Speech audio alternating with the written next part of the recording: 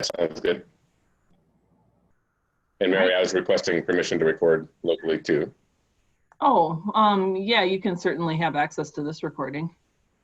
Probably the cleanest. I think you have to enable it, but yeah, that's fine. I can record it directly We'll post it to YouTube. But, I can get it from you later too. That's fine.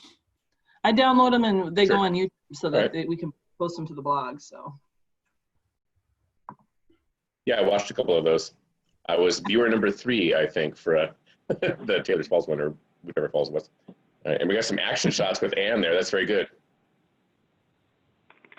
Yeah, good. Well, great. Let's get started. It is great to see everybody and to be on the phone with those of you we can't see this morning. Our team is sorry we're not with you in person. I know I really enjoy my visits up to I Falls, and look forward to that every time. But here we are, so we'll do it virtually. And it's really great to be in touch with you. Your team has been, as usual, an outlier of activity and responsiveness and creativity. And I feel like I know more about what you guys are doing than a lot of our groups, just because you stay in touch with us more. And you've been meeting the whole time. And so that's really to be commended. Before we get started, let's do a little check-in. And Paul, maybe it was, that asked, how are we coping? So let's do that as our check-in. Let's go around and Jackie, let's start with you. So just around to check in, how are you coping? How are you doing in this time of COVID? Well, for me, it was a very busy time for a couple of weeks when we first closed the courthouse to the public and the first executive order for stay at home came into place. And now for me, it's kind of business as usual. Other than not being able to see my family as much as I like to, right? So, yeah. I haven't felt a lot of impact, I think, because I've been coming into the office all the time, right? So it's. Sure. All right, let's accommodate the fact that we're online by each of us nominating the next person to go after we speak. So Jackie, you call on the next person. Okay, I'll pick on Jason because in my view, he's next to me. Thank you, Jackie. Hello, everybody. I guess how I've been coping specifically is just trying to think ahead a little bit and to keep moving. I think it's important that we continue to move forward, even though we're at home, and even though that things are kind of up in the air and stuff. I really feel it's important to continue to try to move ahead, even if it's slow, so we can kind of keep keep our feet on the ground a little bit, and then see where we're at when we open the curtains when we're out of this. So personally, our family's pretty tight here. We've been sick and pretty close to home, and we went through the getting sick of each other to now we kind of like each other. Now we kind of love each other again. So it's gonna be tough now to actually go back out and not be here all the time to a certain extent. So, but and I will pass the torch to Jim, seeing as how I'm looking at him. Hey there. For me, it's not that big a deal. I'm used to rolling with the punches in some strange environments and situations, having traveled the world a little bit and getting cut off in various ways from the rest of the world, from my family and all that. But yeah, busier than ever with our COVID-19 response in the community and through KTI and keeping things running at the shop. Well, helping keep things running. It's mostly Ted and one of our employees there managing the shop. But and my daughter. My extroverted daughter is definitely suffering a bit. My introverted daughter can't really tell the difference, but we're doing okay. And my wife comes home from the clinic seeing patients and does her own little decontamination routine every time she gets home. And then it's pretty much business as usual. So we're doing all right as a household, as a community. I think we're doing okay so far. Things haven't really hit that bad yet here, but we're bracing for it. Let's see, my turn to nominate. I'm going to pick Ted. Well, I heard the other day in the International Falls Journal that this was all made up anyways, so right. I'm kind of just winging it now. Since I read that comment, it really changed my life. I'm just breathing on people now and making them take it, saying, it's no big deal. No, actually, everything's been going great for us. the business is doing good. The KTI is doing great. All my extracurriculars are going fine. Just see less people, which is sometimes a good thing. Be nice to see some people, but I'm okay with the less people for right now. In fact, I'm probably busier than I've ever been. Oh, let's see who's left. Paul, you're up. Oh, thank you. Good morning, everyone, and thanks for giving us this opportunity. Yeah, you know, it's Cooch is always kind of, I guess we feel like we're a little isolated up here, so it's been interesting just from a community perspective. And then of course, like everyone, I'm concerned about the small businesses owners that are trying to struggle through this. And so we've been doing some outreach to those folks to get them plugged into the various programs that are out there to help them get through it. You know, personally, I've been doing some binge watching of like Longmire. If you haven't watched that series, man, it's all in. I've been doing a lot of projects and dealing with my some Zoom happy hours, which is always fun. And my wife is losing her mind because she can't color her hair. So beyond that, yeah, like everyone else, just we're social animals, and it's kind of tough to not socialize. But with that, who's up? Bill, you want to? Yeah, that sounds good. Work is really busy. We're starting new broadband communities as we speak. So we've had our steering team meetings now just recently virtually using Zoom. And we've redesigned the process to use SurveyMonkey and Zoom to, we're planning our vision meeting to be all virtual.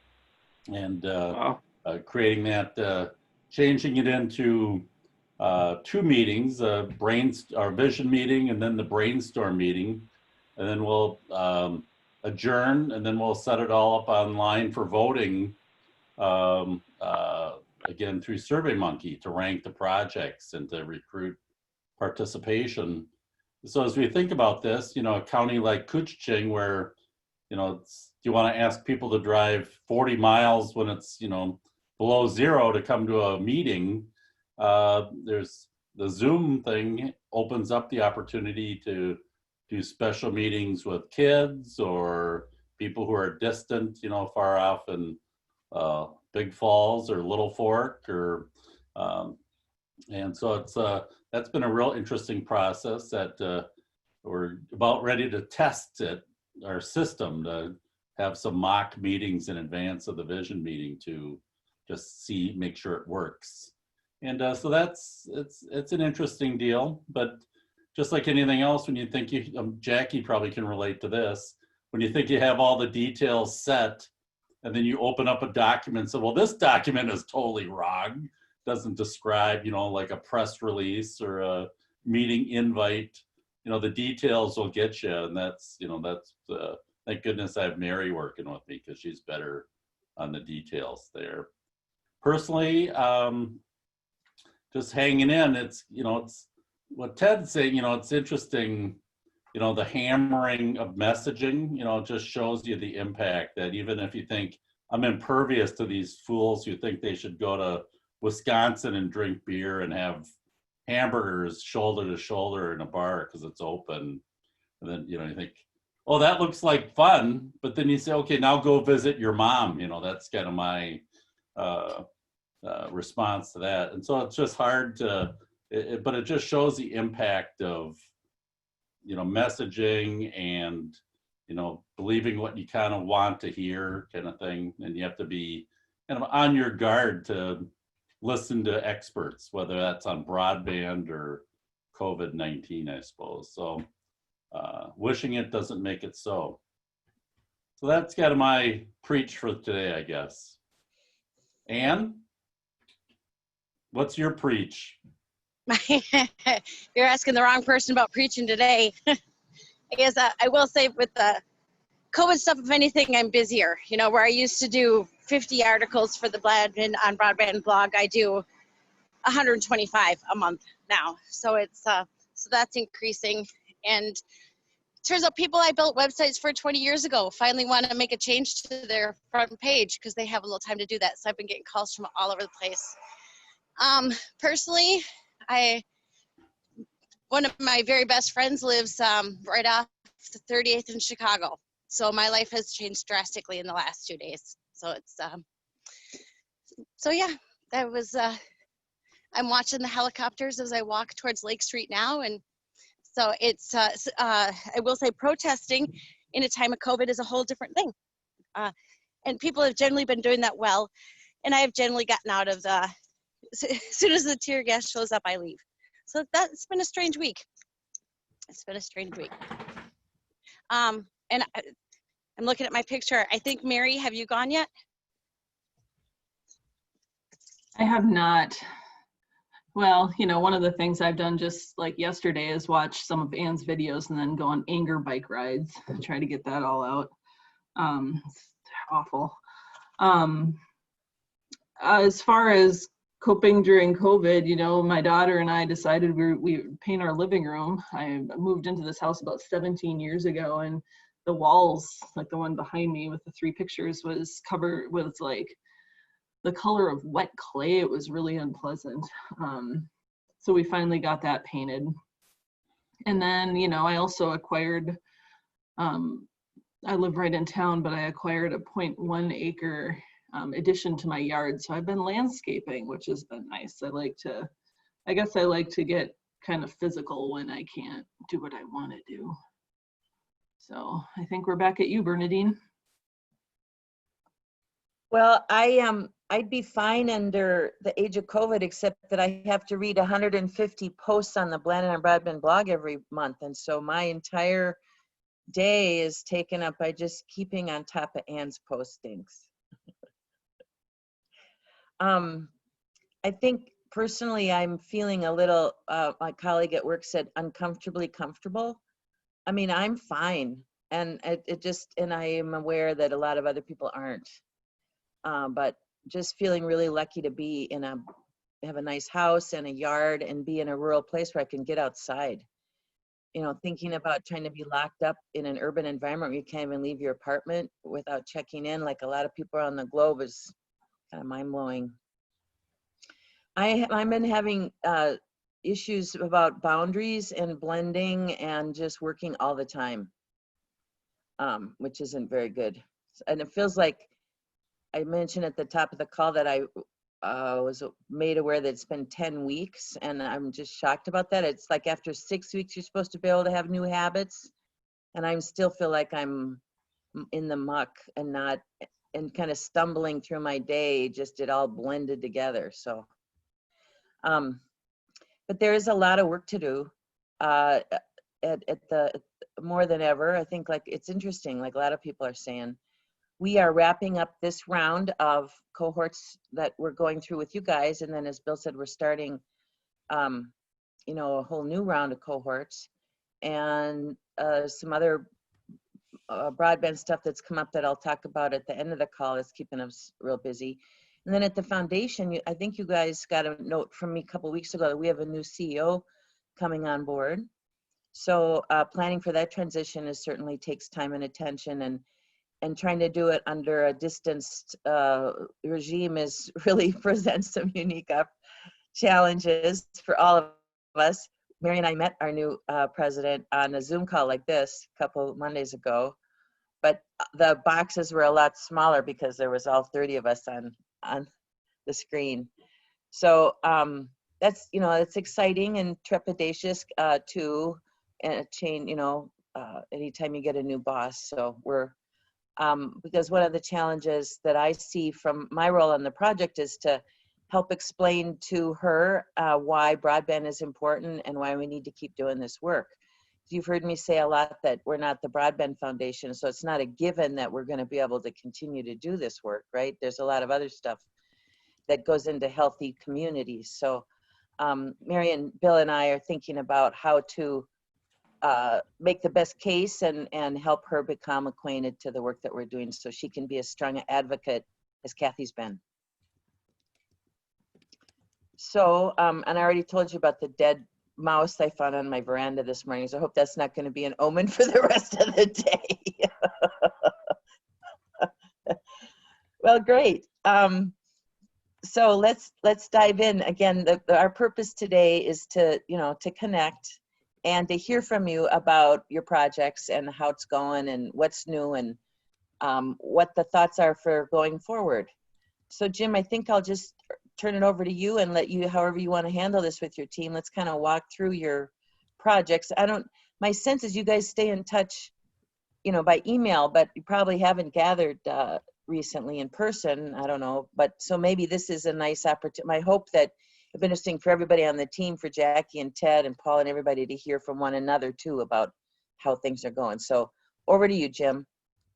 Yeah, we have been meeting by Zoom when the pandemic kind of hit the state and we started to lock things down here. ATI basically didn't meet, a little bit of email for about a month, and then we ramped things back up again. Hello, little friend there. Little check-in. Awesome. But yeah, since then we've been quite active, and among the main activities we've done is reorganizing ourselves. We've been working on drafting bylaws, coming up with, how do we want things to run? And then Jackie has been taking the lead and turning those into actual proposed bylaw wording. And we're kind of collecting that. And then, as she said, a working committee is kind of going to form organically from those who are contributing to the bylaws discussion. And then we'll get together, iron out a final package, run that by everybody for comments, and then voting on them. And it's not going to change a lot. One of the things that definitely stood out is we want to keep running more or less the way we have been. It's not a government body. We are an informal group, and we want to, we should be a sounding board, brainstorming group, et cetera. But we also need to be efficient. And whenever there is some a decision that's not going to be fairly obviously unanimous or easily unanimous, we need to have rules to fall back on. So more or less, we're going to go with Robert's rules, but we're probably going to vote to suspend them at the beginning of every meeting. And then we'll have some rules as to who can reimpose them if we feel it's necessary. Also, Jackie. Can I just ask a question? Sure. So, so you're not trying to become a 501c3? These are just like you're going to continue, as you said, an informal group, but just have agreed upon guidelines for how to operate. Is that it? Well, we are a county citizens committee, which is an official thing. It's not it's not very restrictive at all, but the county has acknowledged us as a county committee, which makes us, even more of a sounding board than I think we would have been anyway. And we submit our minutes to the county, and that goes out as a packet to the commissioners, which includes Jason Schoblum there. So that's probably sufficiently formal for us at this point. If it seems to make sense in the future for us to become a 501c3 or something else, then we will do that. And the county committees don't need bylaws as near as I can tell. But we want to be at least a little more organized than we have been, just so we have a structure. Like the membership of who's on our committee has always been more or less who shows up and is doing things, which we've kind of operationally defined as, have you been to more than half of the last however many meetings? Well, that's great, but I think longer term, we need it to be a little more formal without being restrictive. So, just a little bit of definition around some areas like that is what we're going for. And does that answer your question, Bernadine? Yeah, thank you. Okay. So yeah, I guess I have one more quick question. Are you going to have a leadership structure, like you're going to have officers or something? Something like that, yeah. And a process for making decisions when we're not formally meeting. We informally agreed that, if we have a proposal to vote on for funding, I mean, we're basically nearly done with our funding anyway. But there'll be hopefully other sources of money in the future. Any formal decisions that we need to make, we informally agreed that we can vote on those via email, text, cell phone calls, whatever, in it when we're not having a regular meeting via Zoom. And then summarize what was decided and then include that in the minutes for the next meeting with any further discussion, just to be able to be more nimble and less structured. And I think that's probably a good decision. How that will shape out in the final version of the bylaws, we'll see, but we'll have something along those lines and proxy voting and the like, because it's not uncommon that somebody will say, hey, I know we're going to discuss that thing that we already saw a proposal for. I'm in favor of it. On the other hand, who knows if their decision would change if they were there present for a discussion at the next meeting. So Right. we'll work all that out. Just want to keep things efficient. One thing that's going to help a lot is Becky Nagel in the Information Services Department for the county. They hired Philip Nolan as an assistant. I'm not sure his exact title, but Jackie assigned him the duties of writing up the minutes after our meetings and also writing up the agenda, which is great for me because I was doing most of that. And that frees me up also during our meetings to pay more attention to the actual meeting than working on the agenda and having to go back over things. And that will make the minutes and stuff that we produce be more timely. We also agreed on, I looked up the different kinds of minutes and how to do them. And there's some action minutes are just the actual decisions and actions taken. We are going to IS technician, thank you. We are going to be using action tech minutes, which are basically minimalist, what you typically see from a government body, with just a little bit of extra detail if necessary for clarification, whereas I tended to write more of a novel Yes. version of them because I wanted to do full notes, mostly because my memory is awful. So we're doing something less strenuous, which is going to make it easier for Philip or anybody else who takes over minute writing responsibilities in the future. There will still be consistency because we've defined how we want the minutes to be. That's an example of the kind of formalization we are doing of how we operate. Again, without trying to lose the core thing, which is, us as a brainstorming problem-solving group. We want to keep that alive. That's the top priority. The structure is all to support that and make it more efficient. Anyone want to toss out any more thoughts on that topic?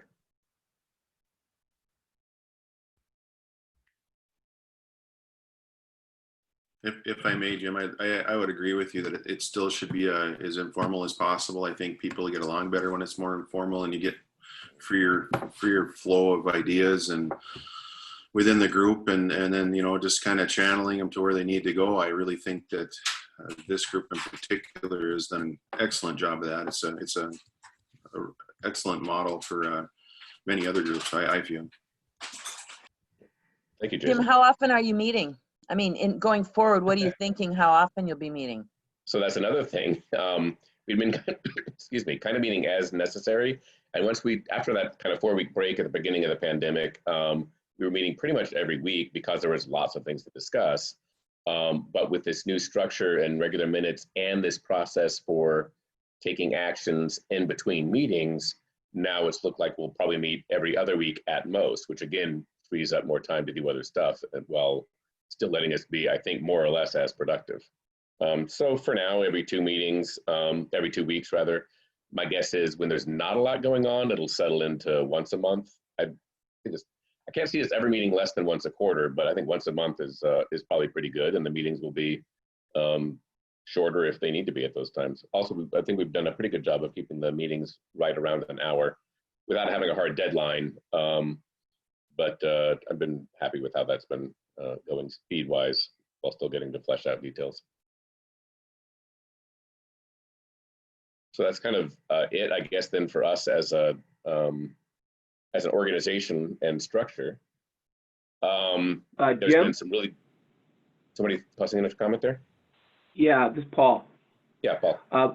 I would just add, I think by virtue of us being a group, even an informal group, but we're meeting on a regular basis, and we've established some credibility both with the elected officials, the county and the cities, and some of the projects that have reached out into the county. I think we've established some credibility.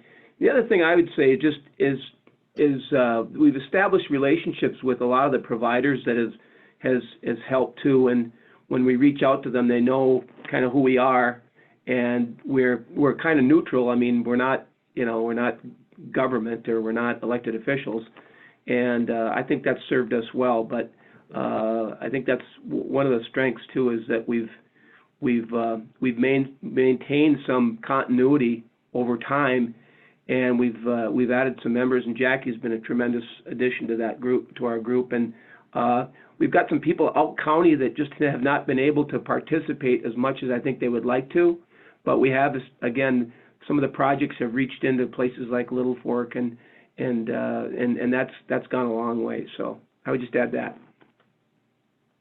Yeah, I really think we are getting a pretty good, solid reputation and good connections with the rest of the community.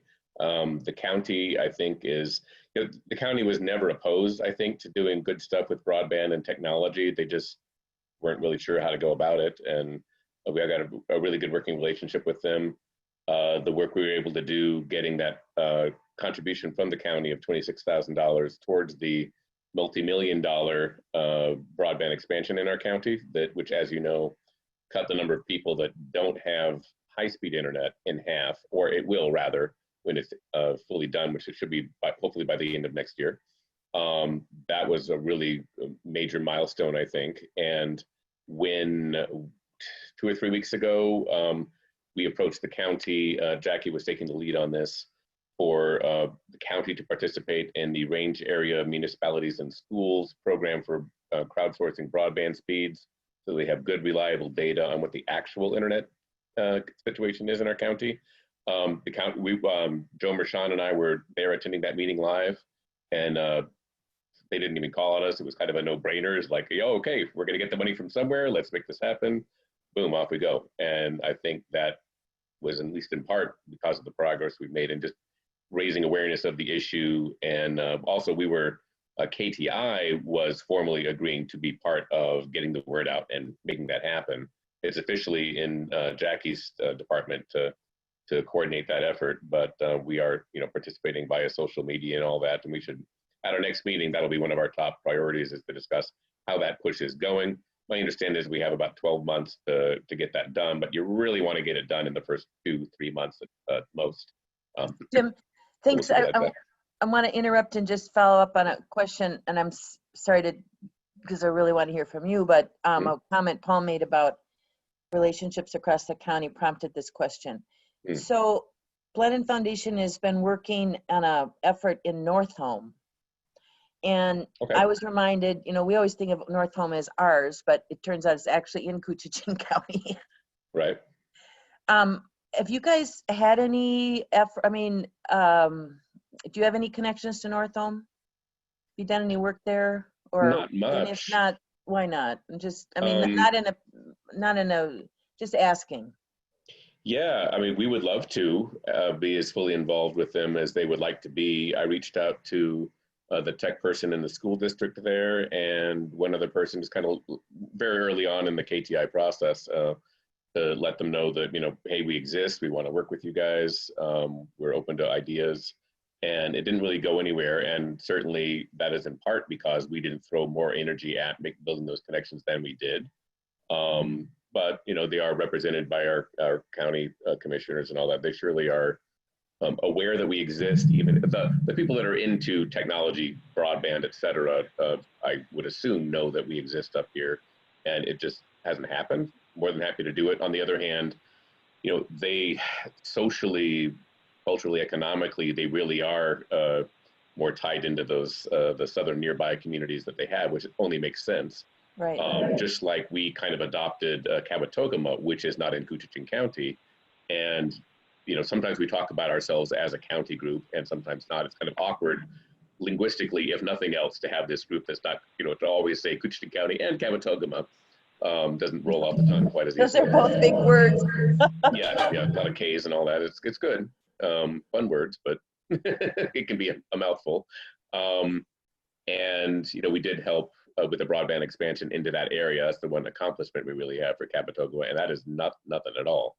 It's also a very different neighborhood. It's heavily resort emphasized and less residential than the rest. But in any case, yeah, it's great to hear if North Home is starting something up with Jim?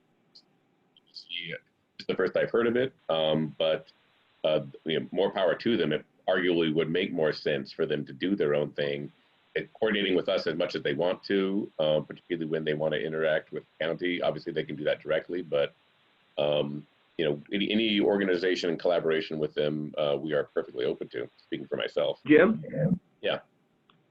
This is Paul again. If I could, I meet with a group, the Northland Progressive, that meets monthly in North Home. It's kind of North Home's Chamber of Commerce, but and have shared KTI information with that group.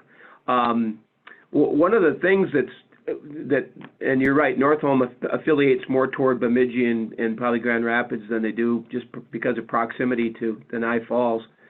But one of the reasons too is that Northome had, when we started, they had the best, because of their proximity to Paul Bunyan, they had the best internet service in the whole county, and have been long served by them. So, but yeah, I've done some outreach with those folks down there, and Wayne Scoy, our county commissioner that represents the Northome area, sits in on those meetings. So if there's an opportunity, we'd certainly be, willing to participate.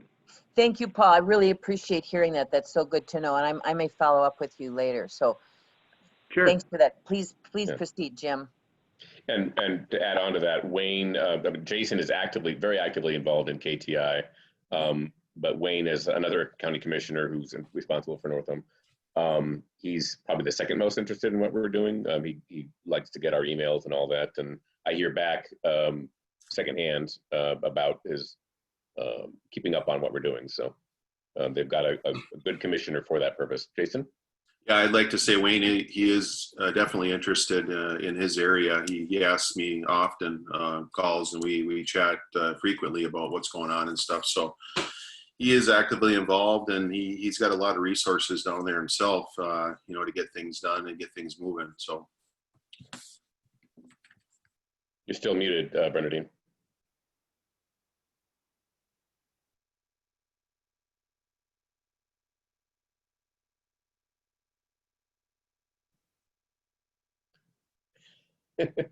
Anybody want to speak for Bernadine while she?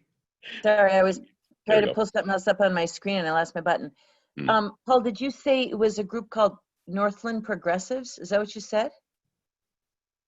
What is that group? Yeah, Northland Progressive. They've got a good turnout too. It's probably averages 18 to 25 every month. They meet the first Wednesday of every month at noon. We have a little lunch and social, and then it's driven by community members, and it was part of the Voyage Forward to some degree, but they'd been meeting prior to that. They adopted some of the Voyage Forward pieces, but they've adopted some community projects, beautification, those kinds of things.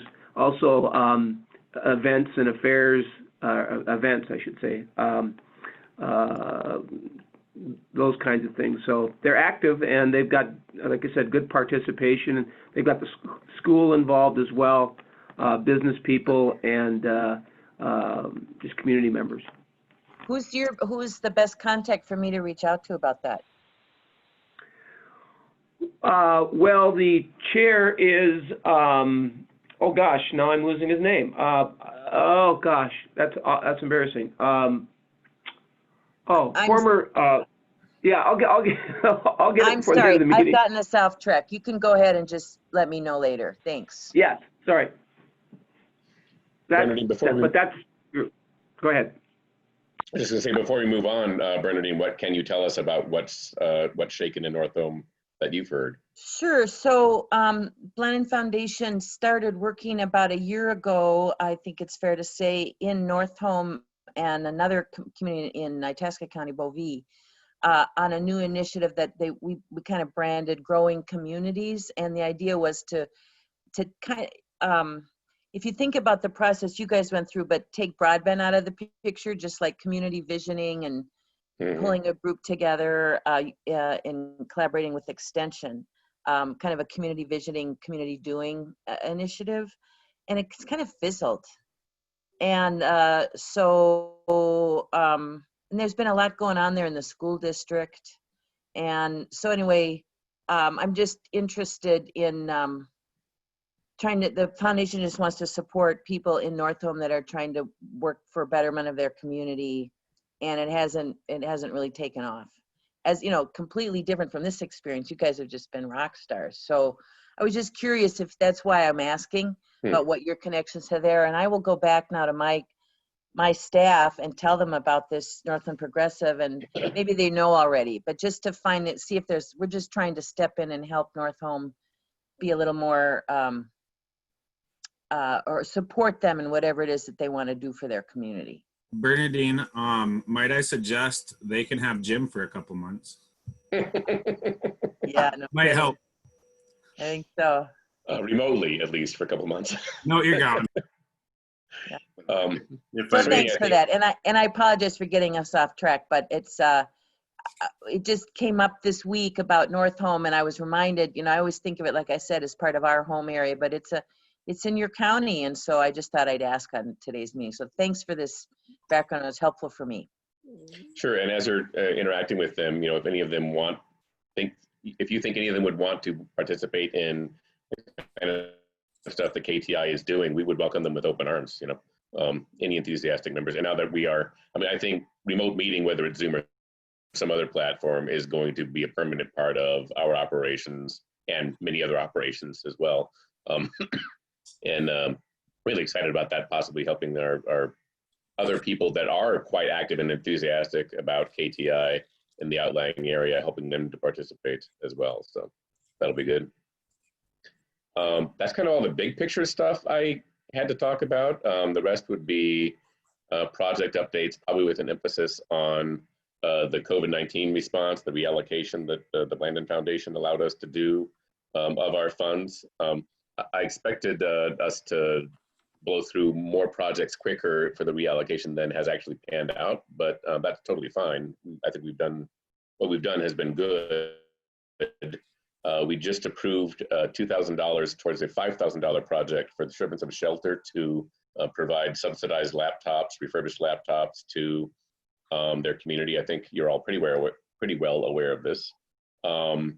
And they got $2,000 from State Homeless Fund, and we're going to sell the laptops for $50 each, and that money will fold back into buying more laptops, which gets us up to around $5,000. Eventually, that will run out, of course, because we're having the future owners only pay about 20% of the cost of the laptop, so that can't last for very long. But maybe we'll get at the sources of funding if it's a really successful program, and that was, you know, how that relates to PCs for People, which is a great program, is there's just not enough laptops through that program primarily. I think that's the main limitation that Servants of Shelter was finding. And, you know, the homeless population, that's what they need. They do a lot on their phones. That's great, but that only gets you so far. And a desktop, carrying that around with you and send that up to get internet doesn't go very far either. So they've already got, through the Blandin Broadband Community Funding, we funded Wi-Fi in their shelter, which is a 6-apartment shelter, and that's been much appreciated. That was one of those things that was nicely already set up before the pandemic hit, greatly reducing where people could access Wi-Fi in the middle of winter, or late winter anyway. So that's been good. What else we got going on here? Jim, quick question about that homeless shelter, in case Yeah. you know, is that homeless shelter usually full or not, or what's the rate? Yeah. Yeah, it's usually full. And Ariana Daniel, who runs the Servants of Shelter, she said, you know, I have roughly 20% of their clients are in the shelter, and the rest they're helping them in other ways. You know, they may be couch surfing, but benefiting from some of the services and resources that Servants of Shelter has to offer. So the people they serve a much bigger number than the people that go through the actual shelter itself. They also, pretty exciting, just purchased an apartment building recently and are renovating that and setting that up. It's only 4 apartments, and it's transitional housing. People who were homeless, this is their first long-term housing, and they can stay there as long as they keep paying rent. Who knows, they may expand to other locations. They are interested in applying for broadband funding, Blandin Broadband Community Funding as well, to get Wi-Fi to that apartment, and we will consider that, but they don't have access to matching funds yet. They're hoping sometime in June to know from some other funding sources whether they will be able to have those matching funds, and then pursue that. I still think it's something that definitely ought to happen. It's less of a no-brainer for the BBC funds because it's going to be, you know, 4 apartments, long-term housing. It'll benefit far fewer people than the turnover that you get to shelter. Still something that's very important to make happen one way or the other. So we'll see where that goes, but it's a non-starter until they have some source of matching funds. Jim, you may not know this about Ann. In addition to being a broadband champion, she's also a homeless advocate. So I know she's listening with great interest to what you're saying, and I wouldn't be surprised if she'll want to follow up with you a little more to learn more about the homeless solutions in Koochiching. Right, Ann? I have the tweet half written already. Yeah, I'd really like to talk to you more about that. I spent a lot more time in homeless shelters and under bridges than you might think, over here. It's an avocation of mine. So yeah, I'd love to hear more. Thank you. Sure, yeah, and they got a good crew there, and happy to talk through various options and ideas. They're good, pretty forward-thinking group. But what a difference it would make to these people who can now access healthcare and jobs. Well, I'm preaching to the choir. Thank you for doing that. You're welcome. So moving on to another project that we have going, the ice. A nice thing that, again, was already set up before the pandemic hit or was even known at all. Even nobody in China knew about it when we set that up. And what's happened is that was originally thought that it would primarily be nonprofit organizations using the co-working space at the converted furniture store. But soon after those scholarships started, the school children were sent home to work from home, but not all of them had a good internet or a good working situation where they could focus and get their schoolwork done. So students were always intended to be an optional part of that, but it ended up switching to being 100% students after that. And the demand also went up, so they went through their money fairly quickly. And we're basically at the end game of that. We approved some additional funding, and we're just working on the final accounting of how that's all going to shake out through the end of May. So Alyssa Hackenmuller, who is very active in KTI, but chose to be kind of project focused as opposed to a general committee member. She's walking that through the final stages and was supervising it as the head of Borderland Young Professionals as well. They were the official recipient of the funds, which they then doled out to the ice space as necessary. The Little Fork Community Center, that was nice. Ted and I went down there and spent 14 hours as Small Town Tech installing the equipment that was approved through KTI. And it was a video projection system with a large screen and a Wi-Fi network for internet connection, which only got set up by Midco about a month ago. That community center is pretty important in the lifeblood of Little Fork, and they have plans over the next 2 or 3 years to expand the physical building, but also add an outdoor gazebo and make it even better for weddings and large group meetings. The grant that was approved through KTI was in part for distance learning and meetings. They got a lot of loggers and other people who need training.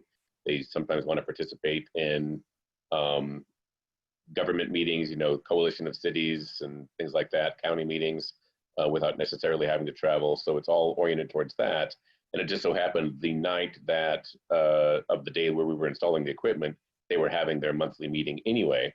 So I just stuck around, showed them the equipment, how it worked, and also gave them a detailed update on the RAMS crowdsourcing broadband speed testing project as well, and answered the questions about that. So they're pretty good, pretty up to date. And Sonia Pellin, the city administrator down there, she's someone who's very big into KTI, and some of us met her through the Blandin leadership program as well. So we're hoping she'll be able to participate in the future on through Zoom or whatever, possibly rejoin the core KTI team. And meanwhile, her main focus that's related to KTI is getting broadband into outlying Little Fork. The city of Little Fork is well served now by Midco, although she had heard some concerns about the actual speeds they're getting. We're helping them look into that with Midco, but this RAMS crowdsourced speed testing thing is really going to be a great tool for answering that question within the city limits for the higher speed Midco service. Is it really high speed or not? We'll find out. But then she wants to look into expanding beyond the limits of the city, and there's a lot of people in that area that need it.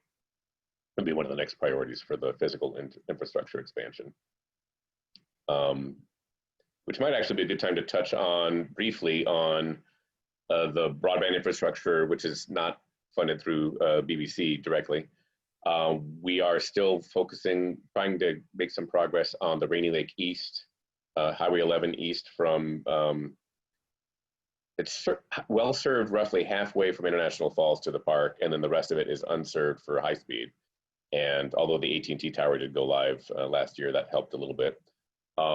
But we are still discussing with the Northeast Service Cooperative, electric cooperative there, North Star Electric Cooperative, sorry, I often confuse them because of the same letters. Getting their board interested in pursuing some kind of collaboration with Paul Bunyan or some other partner to become, or to find some solution to provide high-speed internet to that area, which has a lot of lake homes, a lot of non-lake homes, and resorts, and it's a big part of our economic infrastructure. And the ability for tourists to be able to do some high-speed internet work while vacationing is wonderful for the economics of them being able to stay up here longer and benefit more provide more benefit to our community through tourist dollars and the like. So not much progress to report on that other than it's still very much active. We still want to do that. I think probably the next step is working with the members of the board, answering their questions, and trying to get them fully on board to commit their institution to participate in whatever way makes the most sense for them. But we'll see. Switching back to our actual projects, the healthcare VR project, which was to provide virtual reality headsets to the library to be used by a bunch of different organizations, including Koochiching Aging Options for Alzheimer's training, also where school teachers could check them out and use them in a classroom situation to explore that. And then if it turns out VR in our schools has a lot of merit and enthusiasm and people want to go further with it, then we could hopefully help them come up with some other sorts of funding to buy more than the only 5 headsets that we approved thus far. But always one of the notions was that they could be used in nursing homes. And of course, nursing homes are the most locked down of any institutions we have. And we have a significant old and impoverished population. So our nursing home community is a priority. And one of the first things we approved was $2,000 towards a special box that is designed specifically to disinfect virtual reality headsets using ultraviolet light. And that should arrive any day now. It was due right about now from them. I don't have updated shipping information, but once that comes, we hope to get that into at least one of our nursing homes so that these things can be used safely and passed around from one person to the next. It's not clear. There's no real obvious enthusiast in the various nursing homes, however, for doing the VR. So the next step needs to be more conversations with the right people in those nursing homes as far as who wants to make a VR program happen. Obviously, we won't be walking in there. It'll have to be their staff, especially under the pandemic situation. Hey, Jim. Yeah. So a thought on that. Mm-hmm. One of our other teams in Cannon Falls has instituted a VR project in nursing homes there. Okay. And, I find that sometimes the most persuasive people are peers, so peer-to-peer. So we could check in with her and see if she'd be willing to visit with somebody up in Cooch to just talk about her experience, because we just met with them recently and it's been a real success. It's made a real difference in quality of life for the seniors that have had a chance to use it. They've really enjoyed it a lot. So maybe as a follow-up to this meeting, I'll see if they'd be open to connecting with your team about that. Yeah, and I completely agree that peer-to-peer transfer of good ideas, that's the most effective way. So do you have a sense of whether, have they been checked out at all? So they're in the library now, right? You said? Yeah, and they've just been sitting there gathering dust because right after they arrived, basically when the pandemic hit the state and the lockdown kind of began. So and Diane the head librarian quite responsibly said, we're not doing anything with these until we know how to clean them properly, or there's no longer a need to be disinfecting them. We were always planning on doing some kind of wipe down cleaning process, but obviously that has to be at a whole new level now. Okay. Yeah, thank you for mentioning that. I did watch the Cannon Falls thing at double speed while I was doing dishes, and I thought I heard some mention of a VR program somewhere there. So that's good It's to in know. a nursing home, so maybe there'll be some good connections we can Absolutely, pull that's out of that. perfect. It's funny because we didn't hear anything about that need for cleaning, From right? them. When You're right. and it's just full speed ahead, and Yeah. people using them all the time. So Right. I'll send that email introduction to Laura Qualley, Jim, and then Okay. she can give you the contact name for the nursing home. Okay. Yeah, sounds good. And yeah, as a two-way street, you know, we're more than happy to tell them about the equipment that we found, and once we actually get it and start using it, what we think of it. You know, it's $2,000 you can spend on something else, but you can be super confident that there aren't any germs left on that thing when you put it on somebody else's head at the same time. So that sounds very good. Let's see. We've got one of our few final reports from the County Veteran Service Office on the teleconferencing equipment that they got and installed a couple of months ago. Jackie, you want to describe that?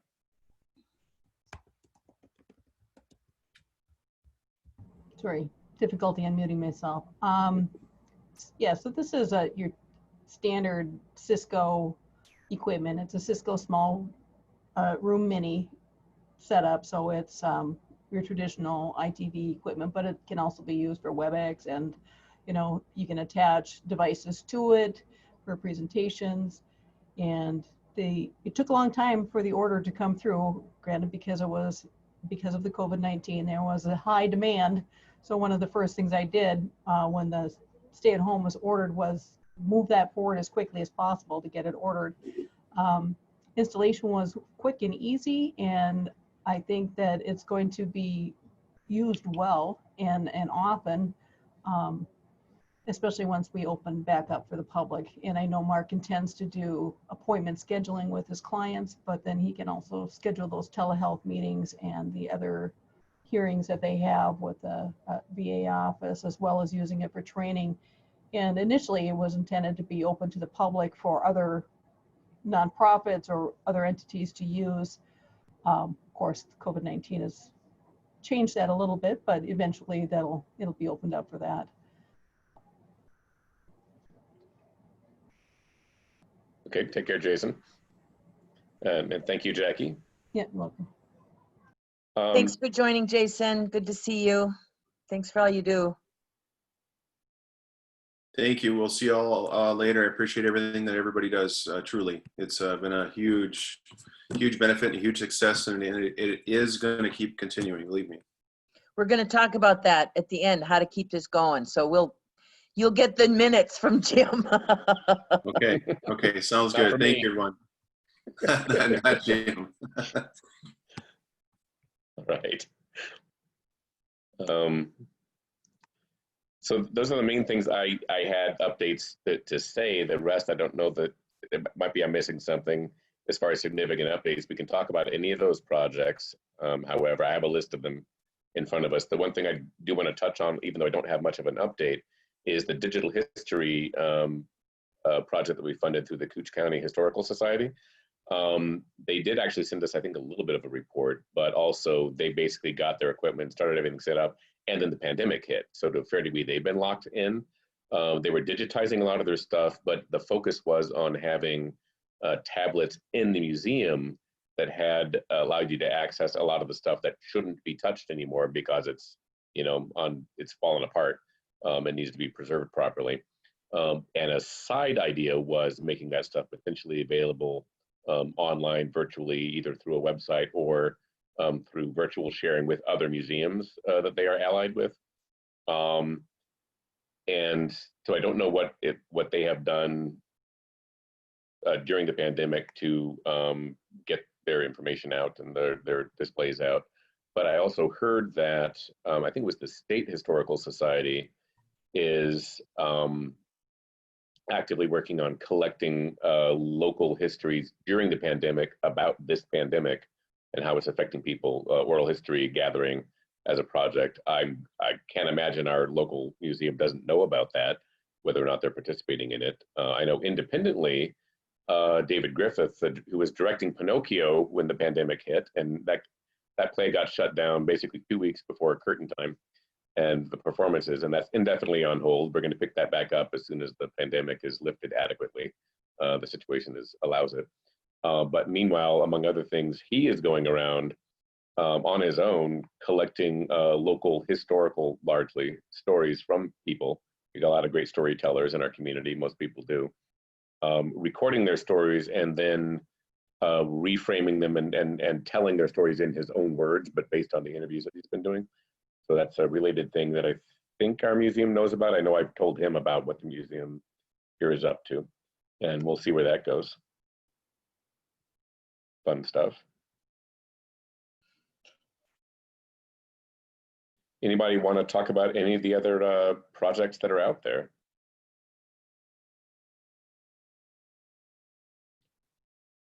Is there any that you're thinking of, Jim, that we haven't mentioned yet? Well, particularly since you spoke up, the web portal could be worth mentioning. The web portal is one of 3 projects that we basically said, okay, we haven't spent this money yet. There could be some COVID-19 things that are more important. So temporarily, we have freed up that money, put it on hold to use for whatever high priority COVID related projects come up, such as the laptops that we mentioned earlier. And the city easily agreed that yes, we could go ahead and use that money because the city was going to be the fiscal agent for that project. Jim, is that the project that Jim, is that the project that involved those videos? Was that the No. Void Forward folks? No, this is a web portal for the City of International Falls, and Ted is one of the ringleaders for that. And so basically what I was saying, it seems quite likely, but not guaranteed, that we will have some money left over, that we won't end up reallocating everything that we have approved for reallocation, that there will be some money left over. And the web portal, Ted had said before that it's going to happen even if all this money gets used up. It'll happen eventually. And what they accomplish is going to depend on what the budget is and setting priorities and all that. So do you want to speak to that at all, Ted? That's so funny, Jim. What's left to say? I don't know. I was queuing it up, but maybe I over-queued. No, that's fine. No, that's pretty much it. The city was holding that money. They didn't really care too much that they had to give it up. In fact, when they got that money, they were kind of a little annoyed on the way that it happened because it happened all in one day, and I felt bad about it, and they didn't have time to review it. And I don't think the city administrator was too thrilled that they got it without any real discussion of why they were getting it. So I don't think that they were too concerned when that happened. But Jim's right. We do plan on still doing the portal. Now, so we branded iFalls Nice up here and have a Facebook group that's pretty successful, a website and stuff. And that was going to be the portal. But we've been working with Tara Besh at the county, and she is obviously has to focus on the whole county and not just iFalls. And I don't know who thought of it, but it might have been her. And they're branding Koochiching kindness or something like that. So there's a possibility of doing something a little bigger, because even iFalls Nice, our whole purpose of it was still going to be out to the lake, and we were going to serve some of the other areas. So we might have a better name now and a better purpose. But it was just going to be a web portal for the whole town, like we've seen in other places like Ely and things like that. We were hoping it to be a little bit more advanced and usable than Ely, because a lot of the stuff that Ely has, some of the resources we already have on the chamber website and things like that. And we weren't going to reinvent any wheels. We were just going to pull from sites or redirect links and things like that. And so I think it'll happen. It just won't happen at the level we had before. And so we'll see how that evolves. Do any of us on our local team here know what the library is planning for the summer? That's a thing that we helped fund. Our local library has a laboratory at the library, and I don't remember the full details of what the original plan was, but I saw one of my kids mentioned something about the laboratory in the final packet of information they got from the school about what's happening this summer, et cetera. So I gather that something is happening. Ted, you're on the board there. What do you say? I'm on the board. I can't tell you I remember everything in Diane's plan because it was so comprehensive. I told her I wouldn't trust anybody else to open back up the library but her. And I know that I think it's going outside the laboratory. I think that was the plan. And when they can do laboratory stuff, she's basically changed every program that she has to make it COVID friendly. And I don't remember each detail on each one, but I think the laboratory is continuing through the summer in a safe way. Okay. So it's continuing in the sense, to the extent that the library is reopening, the laboratory will continue as intended. Yeah, I can send you, I have a whole document of her plan if you want, Jim. I can forward it to you and you can take a look at it, but it's pretty good. And in fact, my wife cleans at the library at night, and so she's been telling me that like 5 people have been going into the library some days. So everybody's still mostly using the curbside equivalent of the library, and they're going to continue that option indefinitely until COVID's not an issue or whatever. So everybody still has the same options at the library. Anything to keep my overly energetic, extremely extroverted 10-year-old, the only one in the family, occupied without a screen in front of her, please. So I think you'll start seeing a lot more from the library over the summer. And some of that's KTI related. Speaking of that, we funded for the library in the first round some stuff where we funded a recording studio, which is live. And I think people can actually still, I know some of the library staff has been using it, but I think people can still use that during the COVID now that they're back open with precautions. But then I was there last Friday, I think. And I was working on there. They bought a huge scanner. It was like a 10 grand scanner or something like that. And then I think what we funded was some software maybe for it, Adobe. And I was there troubleshooting some of their, they're having an issue with the memory problem in the program. And I ended up solving it for them. But they had just started, and they have the only newspapers from when the Journal, the Daily Journal had started because there was a fire. And so we hired someone to just sit there and scan newspapers all day with this equipment. And that has started, but it's gone very slow. And now that I imagine that the problem's fixed and they can do 200, 300 pages at once, that they'll start cruising on it now. And all that's they're using OCR technology, so it's all gonna be searchable. So you can see which one of your family members were arrested in the 20s. Yeah. The ancient version of the jail roster, which is the most popular website in town, I think. Next to Green Larson's, probably. Yeah, probably. It's not a KTI thing, but I'm on the board of the Icebox Radio Theater, and our director, Jeff Adams, happens to be the husband of the librarian we were just honoring, Diane Adams, and she's also active in it. We had to adapt as a podcasting radio theater, and having more and more of us working from home for the recordings, and the theater bought one set of remote recording equipment with a great sound screen, USB interface to record the audio into the computer, because super important that the audio will be recorded in a similar audio context. If you know anything about professional recording, that's a huge challenge. And our artistic director has to accommodate for any discrepancies. But it did actually get discussed that, particularly with the library opening back up, now one of our actors could go into that studio, which is at best a cozy 2-person studio. It's really intended for 1 person at a time.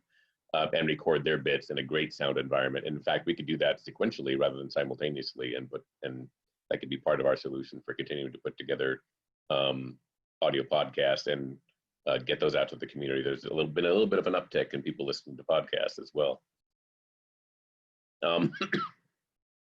Bernadine, it occurred to me after we moved on from nursing homes and virtual reality that it's quite possible after that discussion happens between forget the other falls, between the falls and the falls, that if the interest really flares up here of having virtual reality headsets in our care facilities, the rest of that money that we have potentially freed up for reallocation could go to more VR headsets as well. So we'll see. Sure. Mary, do you have any questions for Jim about where they're at, and do you want to talk to them about the extension issue? All right, yeah, you guys seem to be hovering right around that $75,000 mark. You seem to have it well in hand, and I'm just gonna, with reallocation and things coming in that's slightly different, I think you guys, I haven't really been worried about that much. I know you guys will spend it. You know, especially in light of COVID, I can't remember who I've all discussed this with, but you know, extensions, we're certainly entertaining extensions. Okay. You know, the general time frame we're kind of asking, you know, by the end of the year would be nice. But yeah, if you need to take some more time, please feel free to do so. Once you have a plan kind of in place, you can just send us an email and we'll get that approved. Okay. Yeah, that's along the lines of what we were thinking, but it's good to get some clarification with you. Our understanding is, since we were lumped in with the range cities, the range Blandin broadband communities, that our time frame, none of us remembers exactly when we started and thus exactly when we end for 2 years, but that it's roughly the end of this year, roughly December of 2020, that our 2-year BBC period would end. Actually, it was June 30th. I thought that was if we had been with the southern cities. Am I wrong? You know, no, because our agreement with IRRR ended on June 30th. Will end on June 30th. So we're actually, so you guys, so, you know, I think even the southern communities, I think most of their deadlines are also June 30th. I think I just kept it all consistent. But, you know, you don't have to, so we're extending our IRRR agreement through the end of this year. Okay. So, you know, and that's kind of also the time frame I'm giving to the southern community, to your technical cohort, the southern, because, you know, you have Blandin Foundation money, not IRRR money, so it doesn't need to be tied to that end of the year. But it would be nice to not have this drag on in perpetuity. Agreed. Yeah. And I think, you know, we had already allocated all of our 75 grand, and then we unallocated some of it for, sorry, I missed that. You went over at one point. Oh yeah, a little accounting error, which we don't need to go into, but we got that fixed before too much money actually went out. It was just over allocated. It happens. So yeah, you know, whenever you guys give us a deadline, we can say, okay, whatever money we haven't reallocated, we'll go to however we want to spend it among the 3 previously approved projects that we put on hold for this possible reallocation. Right. So. But it sounds like you're talking still, it sounds like you're fairly comfortable with the end of the year. I can't imagine, I mean, I would think 2, 3, 4 months at most will pretty much be done. I mean, depending on where the pandemic is, right. Who knows what the situation will be in 4 months, but it's good to know that we have that flexibility and we certainly appreciate it. But yeah, whenever if that has to change for whatever reason, let us know and we can very easily adapt to whatever timeline you set. Sure. Yeah, I don't see any reason why that would change. We're pretty flexible and want to be responsive. I mean, if you think you're going to be done sooner, yeah, submit your final report sooner and you can get that wrapped up. But yeah. In the meantime, you know, I kind of like the notion of keeping our powder dry, and if new things come up, like, you know, hey, maybe we do want to buy, you know, another 15 or 20 virtual reality headsets. Well, that's going to chew into that money pretty darn quick, but it could be of a tremendous benefit to that highly isolated population. So right. So why don't you submit just a quick email request saying that you'd like your grant period extended through the end of the calendar year? And just for those reasons you just said, just to keep a little bit of, you have projects you can spend that money on, but you just want to be responsive to the COVID situation and kind of give yourself till the end of the year, another 6 months or so. All right, sounds good. Paul, are you still with us? Are you game to talk about your ticket home? I don't know if that started up or is on hold or what the status is. Yes, Bernadine, you touched on it earlier, I think.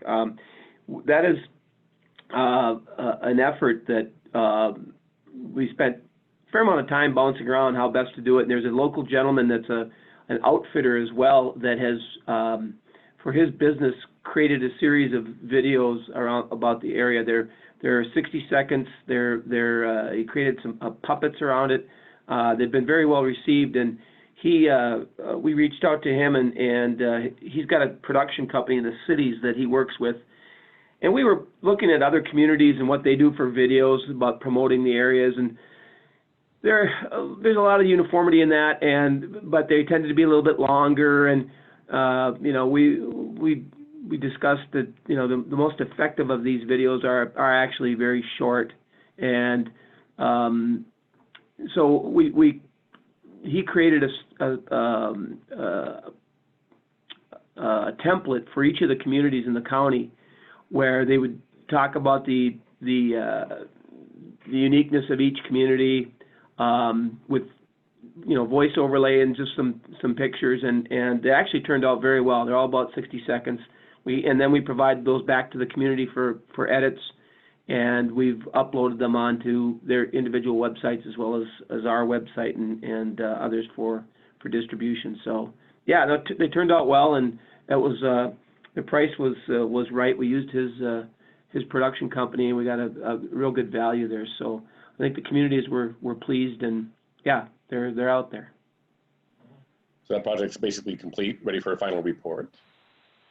Yes, we were waiting on the City of International Falls. For some reason, they were slow to respond. That's why we've been waiting. Just they had some additional edits that they wanted, but then this COVID hit, and we couldn't find a champion over there to really take it on. But we're hoping that Harley can provide some closure to that. Paul, is there you know, it'd be so cool, helpful to us if we could get links to those videos. Oh, yeah. Lots of ways we could. How many are there altogether? Half a dozen? Six? Yeah. 6, yep. So as a yeah, follow-up I'll to do this, that. that'd be great, because I mean, we could put them out there on the blog too and blast them out. Anne's got thousands of readers, and what a cool audience. No, that's a great idea. Thanks for that. And yeah, we were waiting for International Falls, and we probably shouldn't have. We should, but to be fair, we wanted to make sure that they were happy with the final outcome. And our hope is in the future that we can use these and then provide some updates, let the individual communities kind of build off of what we did. They're kind of generic, and yet they're very unique to each community. Paul, why don't you send along the links to the Vic the Voyageur videos as well that were part of the inspiration for this? Yeah, that's a great idea. Cool. Yeah, they're very cute. A lot of fun. Good, good. Well, I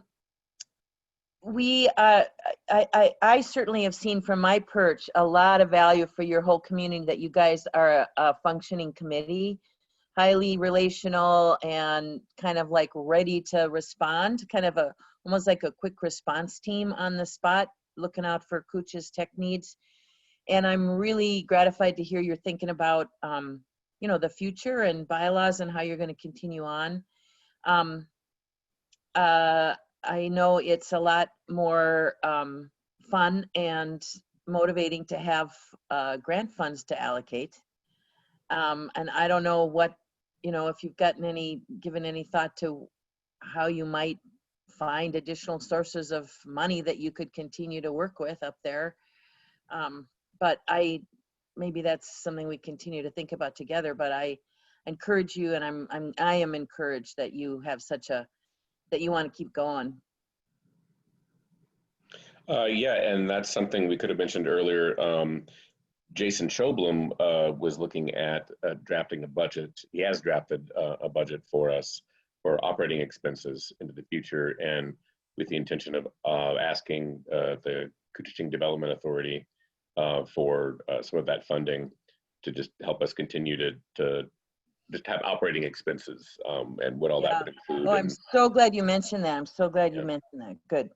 That's not grant money to spend on various projects, but just keep us going, and then, you know, we can try to tap into other sources of funding.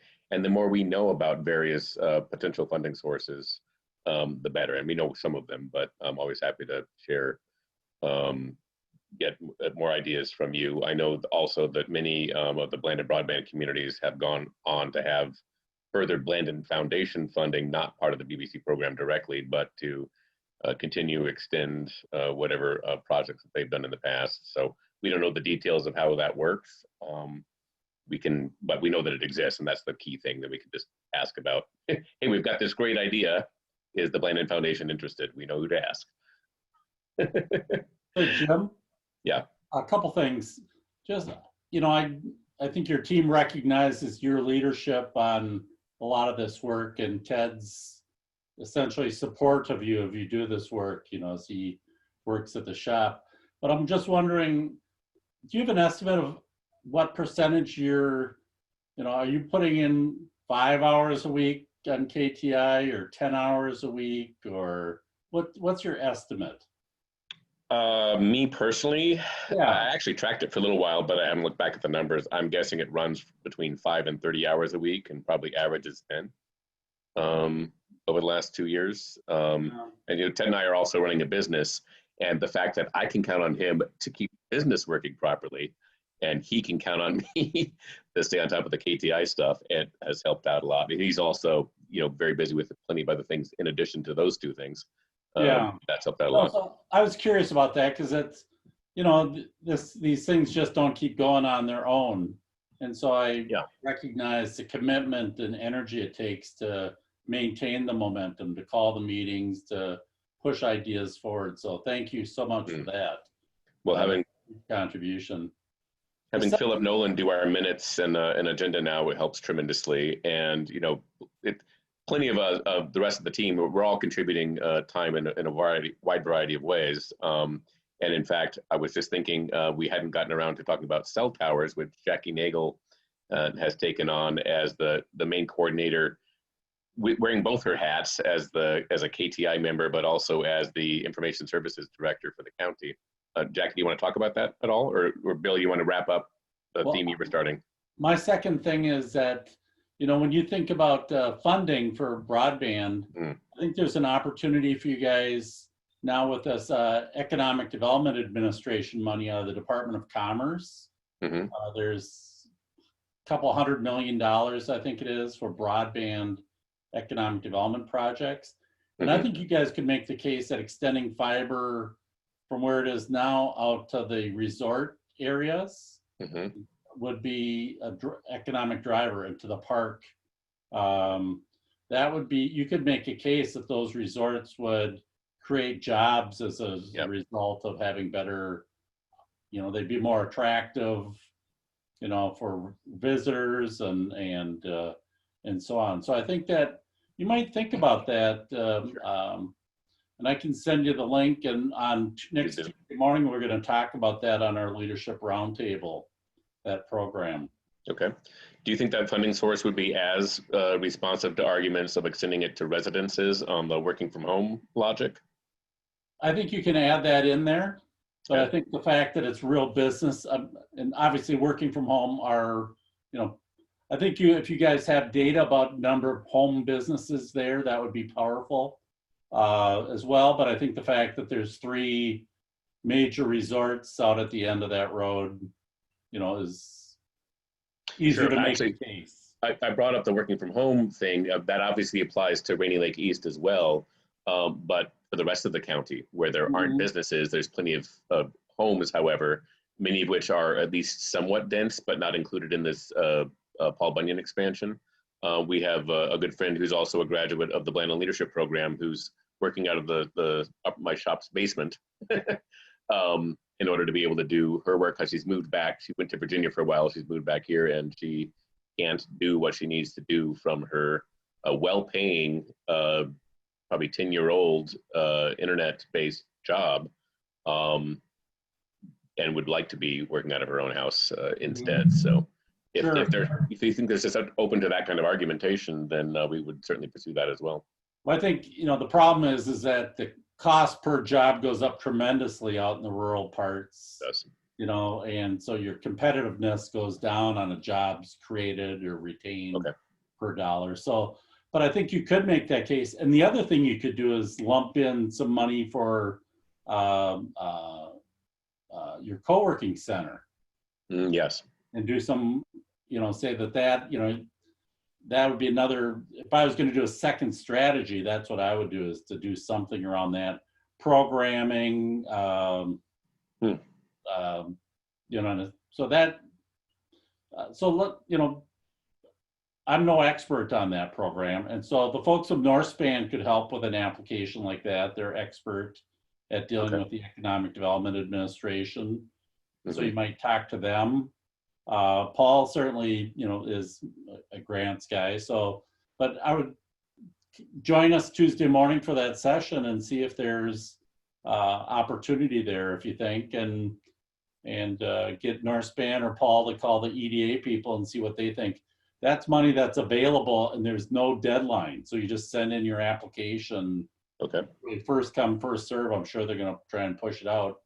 But I think that, because you've got a couple hundred workers at the end of that road, right, at those resorts. Yep. And they obviously can make the case they're not competitive with 3 meg fixed wireless, right? Yeah. I think that island there, Dove Island, I think they actually Frontier gives them like 30 megs at that island. I'm not sure if it's 30 or 15, but it's a little better on Dove Island, I think. So it might be a little harder for the resorts to use those numbers if they're meeting the guideline, and that might be what they're being sold though, Yeah. The But 30 is nothing for a resort. Oh yeah, no, I get So, that. I mean, Of all businesses, it's that's nothing. a minimum for a household, and now pack 200 people in there who are now it's 4 o'clock in the afternoon, or families sitting out there hammering on devices.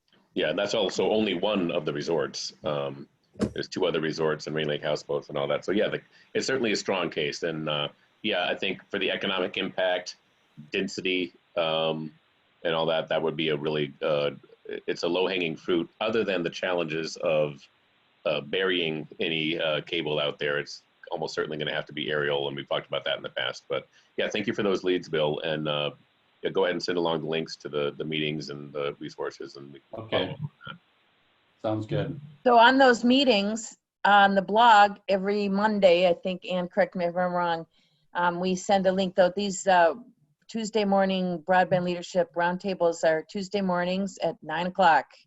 And you can find the links either on the Blandin Broadband website. There's a webinar banner, and on Ann's blog too. Mary sends out an email too. You should be getting those. And if there are other people, it's a recurring meeting, so you can go into whatever post you find first and click the link and sign up for however many that you want. Okay. If we know other people, other stakeholders in the community that are motivated on those issues, they can attend as well, even if they haven't previously been a BBC person or KTI or whatever. Yeah, that's what I figured. Just want to be sure. Okay. You have to know this. There's no secret handshake. Friends of Jim. I have to be as a friend of Jim, and you can join. Let's hear from Jackie about those cell towers. I'm really interested.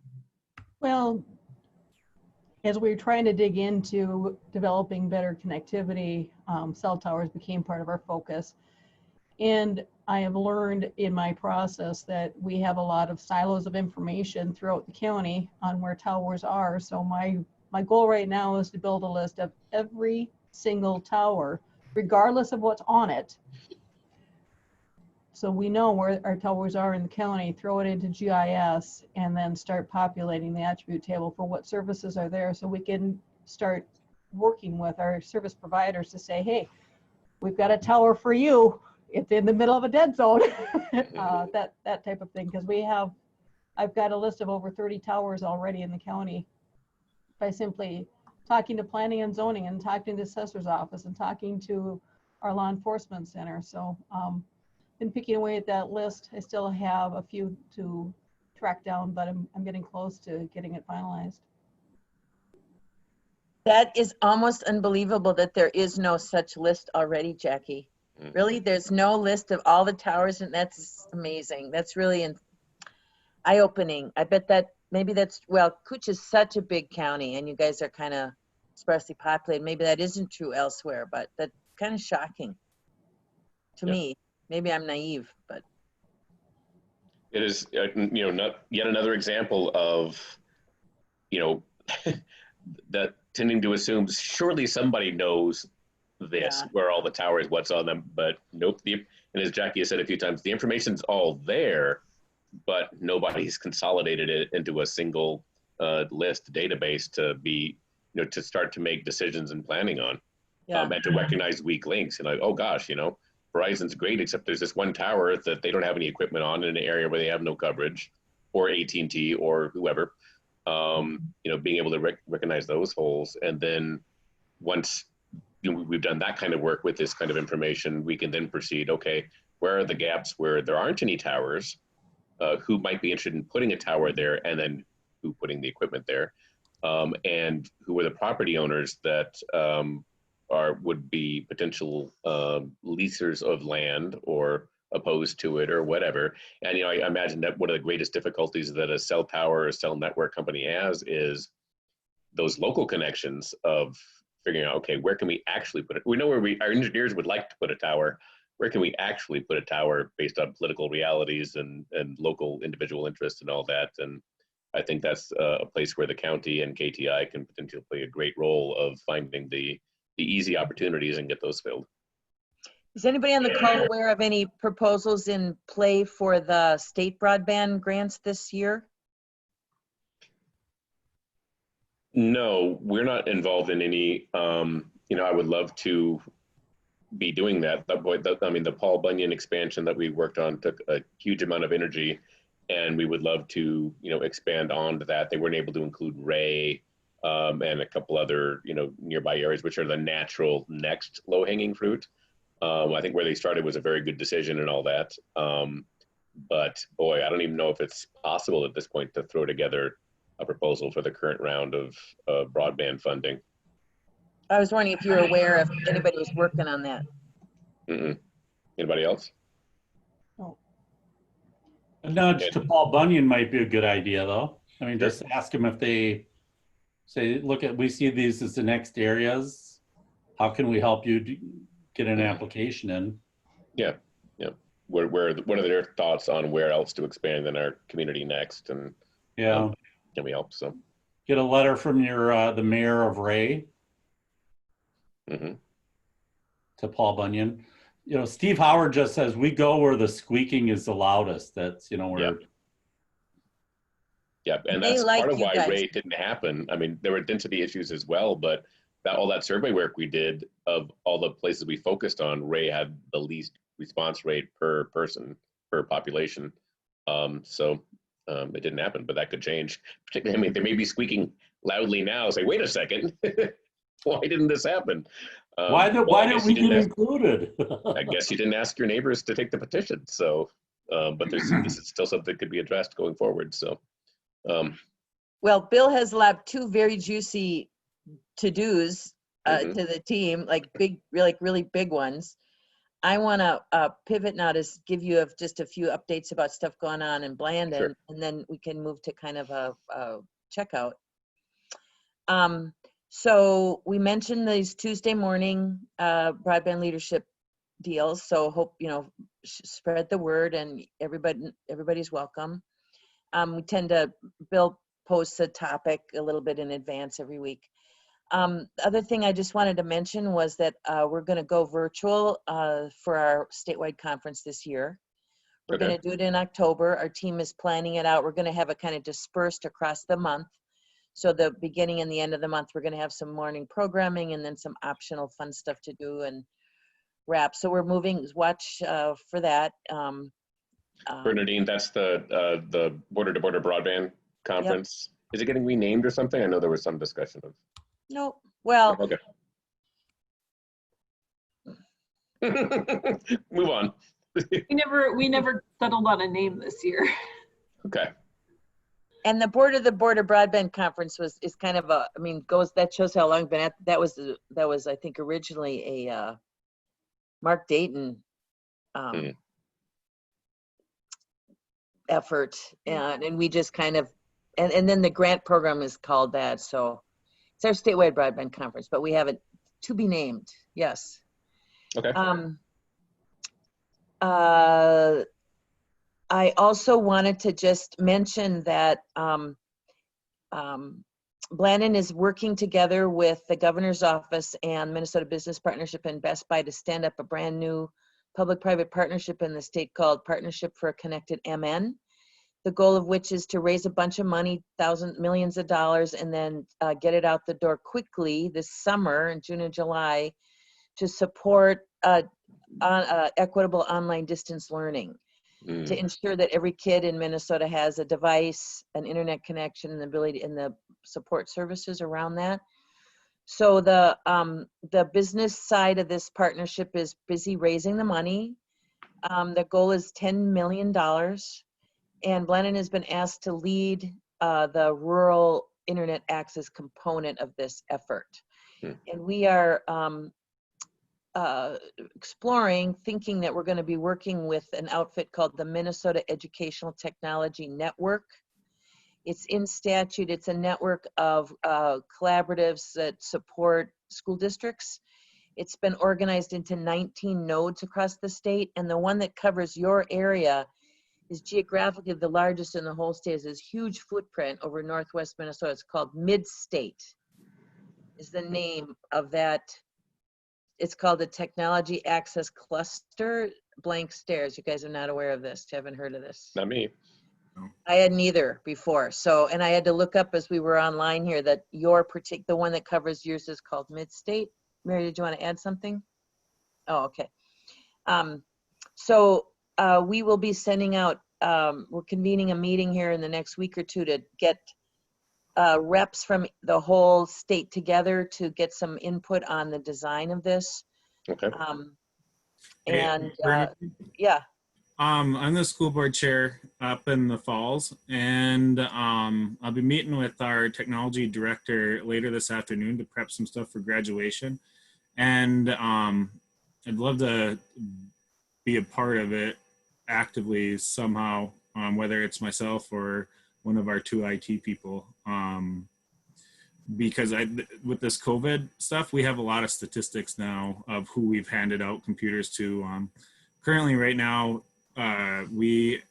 every kid has an internet connection and a device, whether they're going to their grandparents or not. I don't know the details of that. Mike might know, and which would defeat the purpose of some of the COVID stuff if they're going to family members' houses and stuff. But everybody but 8 of our students were served, and those 8, I think, chose not to do an online type of thing. But Mike would have those numbers a lot more, and so any way that ISD 361 can get involved, we'd be happy to. Wow, I'm so glad you told me that, Ted. Thanks. Yeah, we want to do no harm, trying to do good and get the money out in a way that's not onerous but does good and isn't I mean, one of the things that we're really aware of that we want to talk to this network about is that there's $91 million coming to the state of Minnesota through the CARES Act, 34 million of which is for students and distance learning. And I understand that's going to get pushed down through the, to the count. I mean, I don't know how it's going to go, but counties and cities and townships even. When we met, we were in Rock County on this visit last week, and the county administrator, Kyle Oldry, there was saying they were anticipating like $6 million to the county, Rock County, just from that one stream. So other people have been talking about a tsunami of shower of resources coming as COVID response. And so I'm trying to think, so what's our little puny 10 million, across the state isn't going to go that far, and how to have it be helpful and not hurt. And then how to not, so the other thing that's been really interesting is this is a pretty metro-based partnership initially. And their idea, this won't surprise you, how we're going to solve this problem is we're going to buy a bunch of hotspots and send them out to everybody, and then it'll all be fixed. So we're trying to help people think a little more long-term sustainable solution and a more integrated approach. And so Ted, I'll be in touch with you after this to make sure that we're connected through it's called Mid-State, and it's part of the Minnesota Educational Technology Network. It's in statute as a regional clusters of these, like Northeast Service Cooperative. Is that cooperative or collaborative? Cooperative. Cooperative. So they're an example of a node on this network, NESC. So I'll follow up, Ted, to make sure we're hooked in. Thanks for letting us know, Bernadine, that we're mid-state. We don't normally think of ourselves as that. I know. Isn't that odd? An odd Sure, name. good to know. Yeah. And no one else wanted you. Yeah. Sure. it's a very big, I mean, it makes, yeah, it's a very big footprint compared to some of the other clusters are much smaller. Mhm. So you guys are probably used to that. Yep. I'm trying to think if there's other news on our end. Mary or Bill, am I missing anything we wanted to share out? I don't think so. Okay, You guys have done a great job. yeah, I mean, keeping it going is really admirable of how you've kept, you know, a lot of times ad hoc groups kind of come and go and they Mhm. fade out over time, but your team has really kept it going, and it's, you know, with your work, Jim, and the work of the whole team and the support of KEDA and the county, you know, it's been, you know, I've worked up in Koochiching County many times over the past 20 years, and I don't think I've ever seen anything go quite so harmoniously, consistently.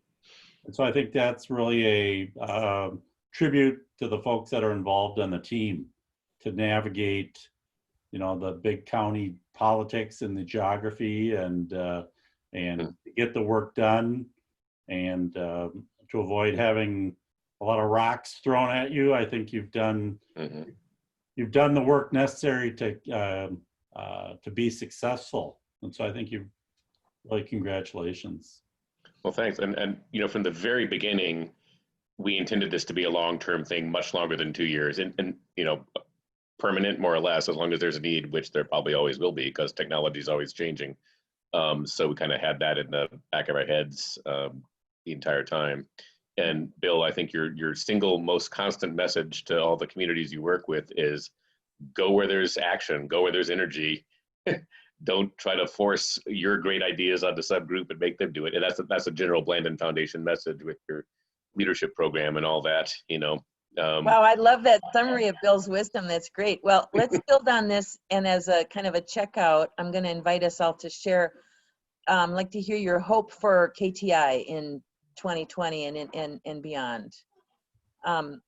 Just kind of, you know, based on this great, so what do you hope for your team? Let's start with you, Jackie, and then people can call each other and we'll check out that way. So it's my hope for KTI that we can maintain the casual brainstorming activities primarily, and then that the county embraces, the county government in particular, embraces KTI and uses them as their guide. I feel like we've finally got our foot in the door. The county board is being more open-minded. They're more mindful of broadband. I shouldn't say open-minded. I just don't think it was on their to-do list ever. It wasn't a concern where it is now. And I think that for KTI to get us strengthen that relationship with the county, I'm hoping that over time, more funds besides just helping with admin expenses, but funding to help support projects that KTI brings to them will happen naturally. Maybe not in 2021, but maybe 2022 or 2023, right?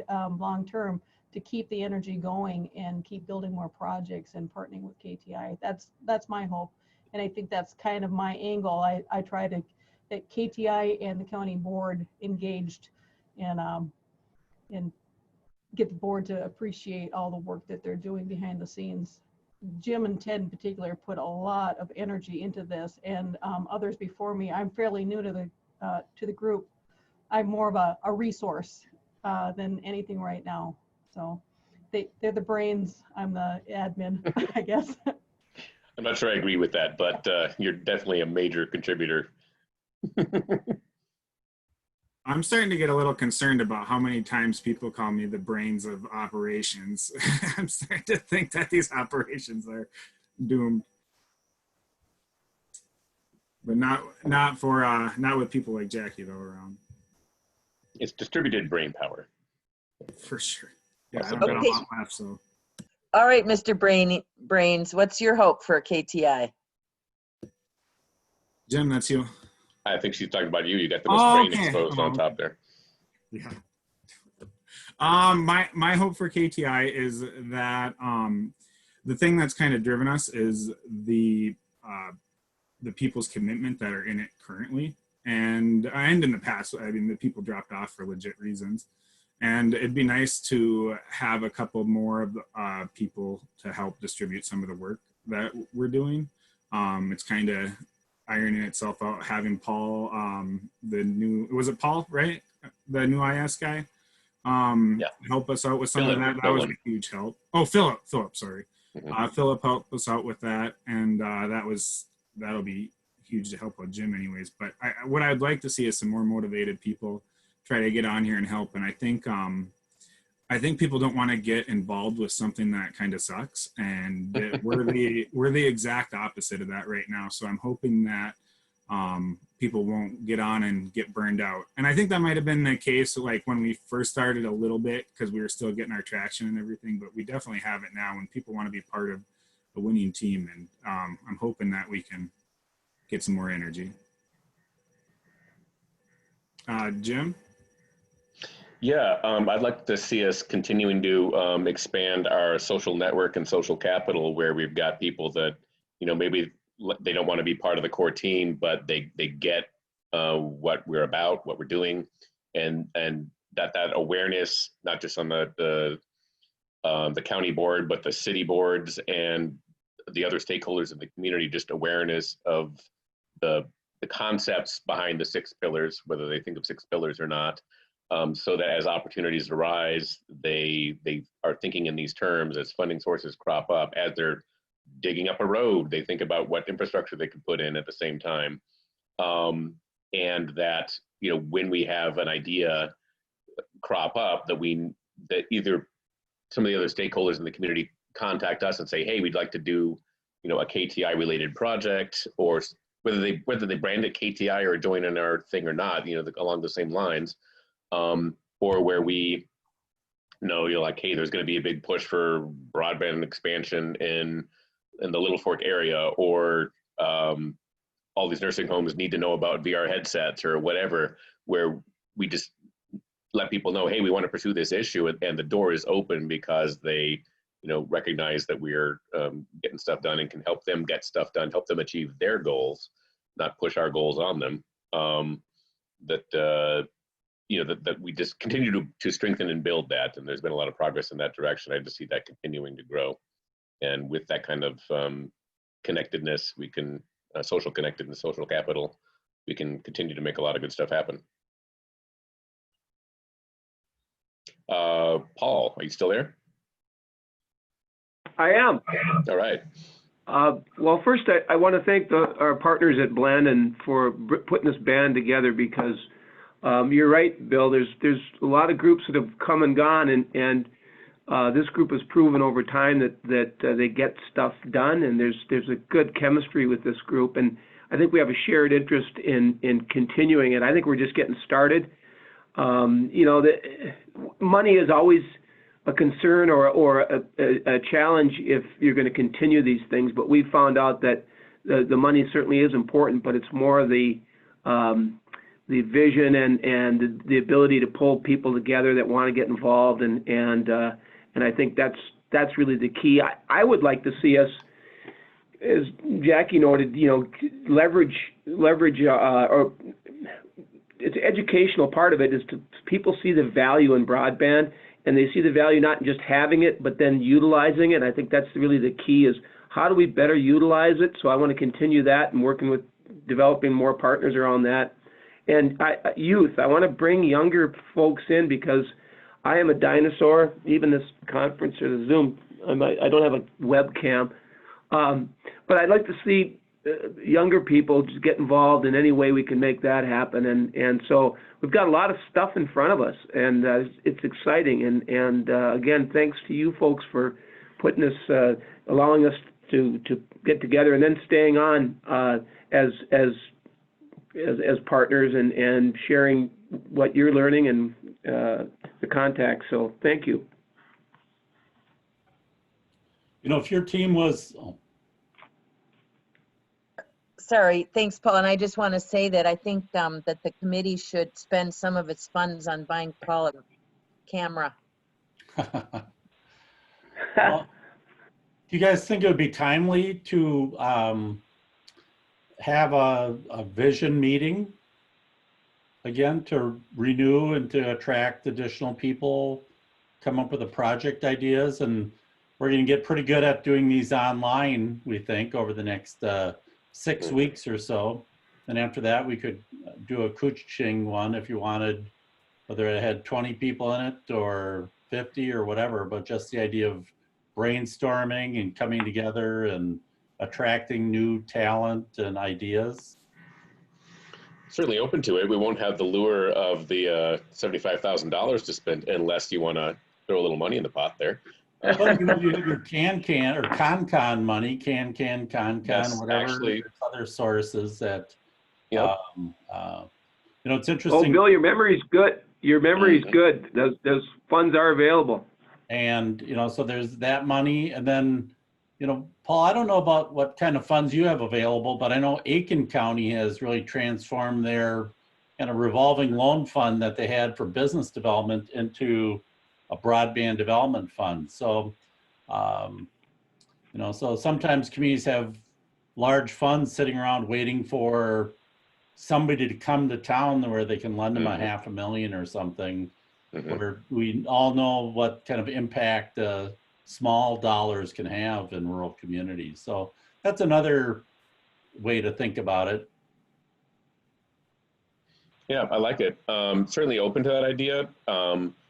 I tend to think more in terms of smaller brainstorming sessions, visioning sessions than the initial kickoff BBC countywide plus Kabetogama thing, but perhaps something more narrowly focused, like one on just all the nursing home people.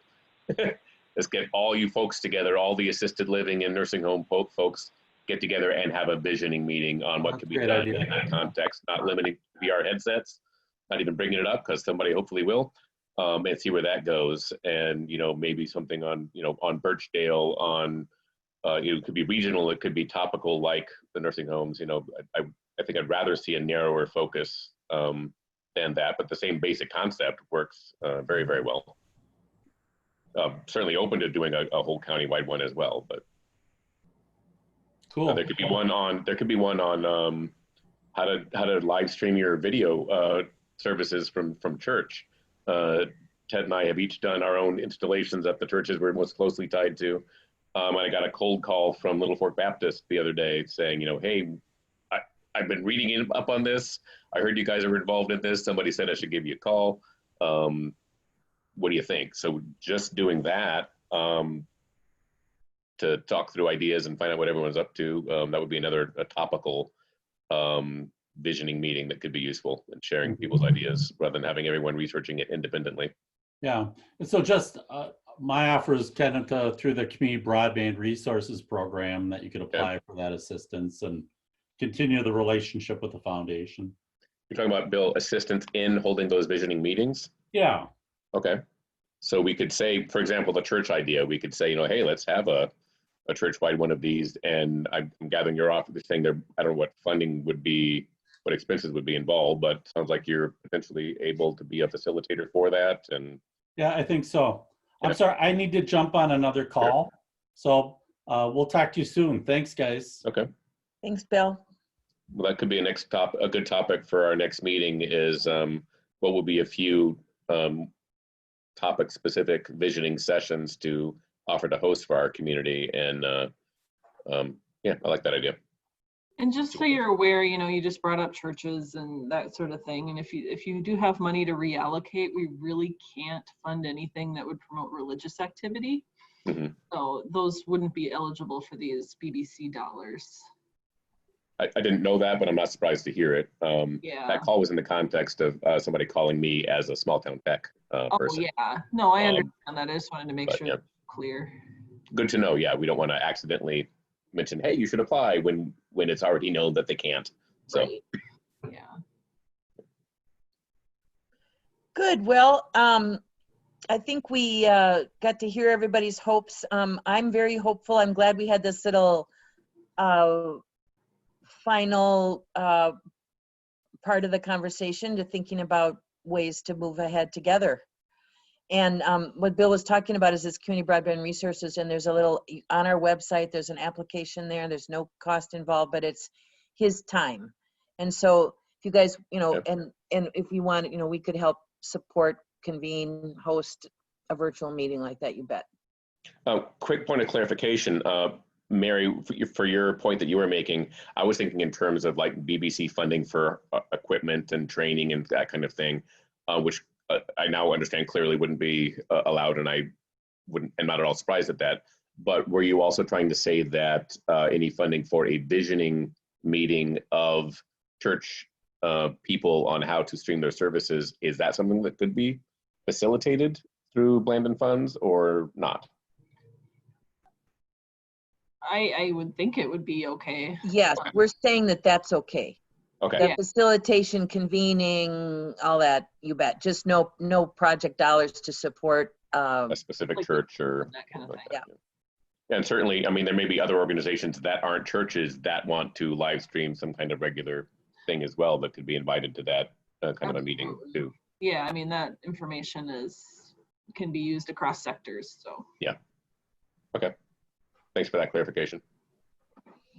Well, with that, I think we'll call it a wrap for the meeting. Thank you, each of you, for joining us today. It was great to see you and connect and hear from you, Paul. Yeah, stay tuned. Thank And you. I'll follow up, Ted, with you about the education stuff. Yeah, a lot of follow-ups from this meeting, a lot of good ideas. Thank Good. you. Yeah, thanks Yeah, everyone. thank And you. I'll once this is on YouTube, I'll send it to Anne, who I'm sure will blog about it today. So just watch the blog and then you can get a link to the recording. That work? Thank you. Thanks, Bye, everyone. everybody. All right. Take Bye. care. Bye-bye. Stay safe. Hi, guys.